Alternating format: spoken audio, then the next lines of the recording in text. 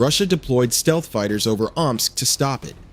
The Su-57, Russia's most advanced combat aircraft, was scrambled over a refinery city 2,500 kilometers from the front line. One drone was shot down. The weapon that slipped past Russia's best interceptors is not a missile. It is not a bomber.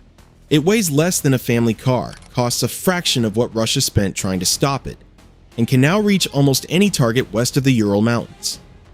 Today's video explains that weapon, what it is, how it works, why it matters, and why Ukraine is going to keep using it again and again, until Russia has nothing left to defend. Welcome back.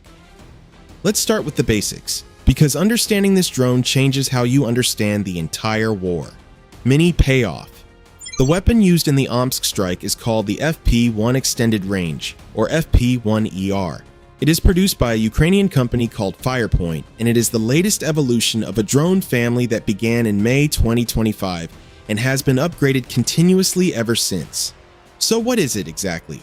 Imagine a small propeller aircraft about the size of a large kayak, built almost entirely from lightweight composite materials.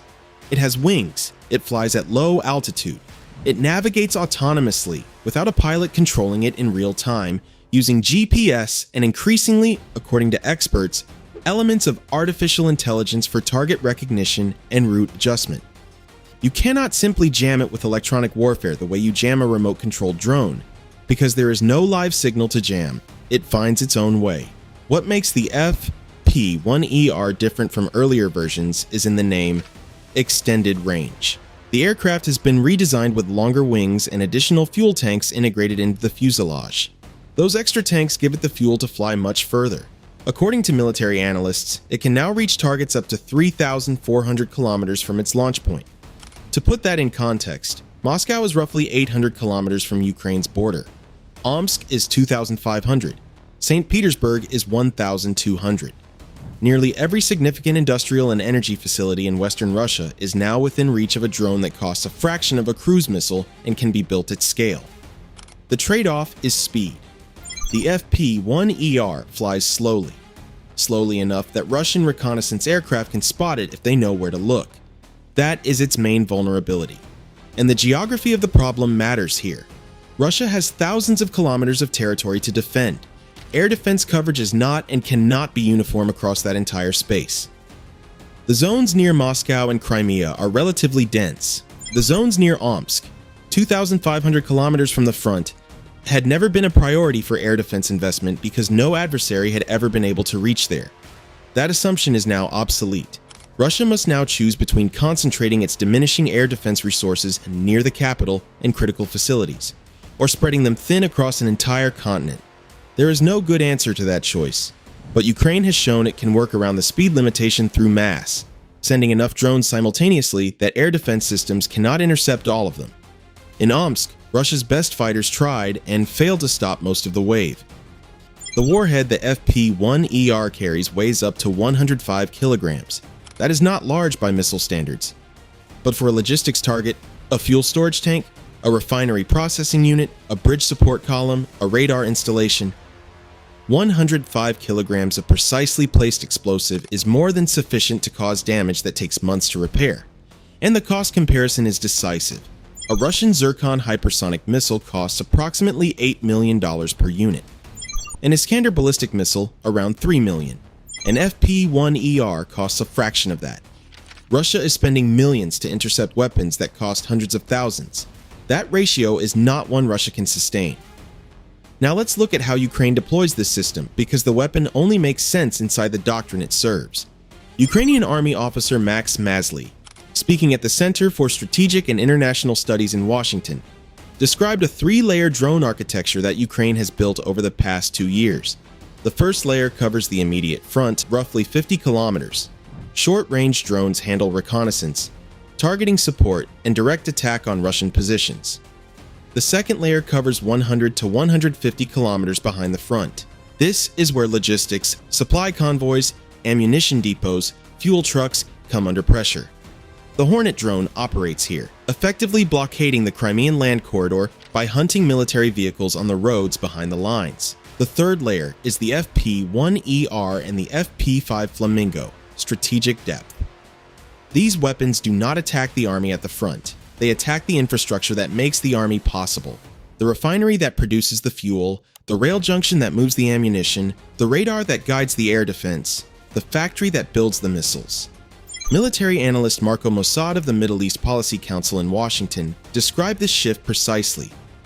The military value of a drone, he said, is no longer measured only by its ability to destroy a tank or attack a fighting position.